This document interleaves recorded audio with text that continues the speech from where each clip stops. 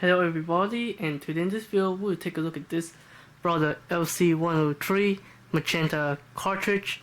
Let's get started. So first to open this ink cartridge, you need a flathead screwdriver and pry from the top and the bottom. There we go.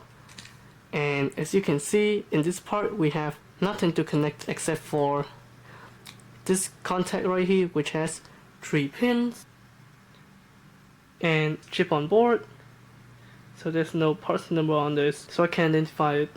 Now let's put these parts aside and let's pry this open.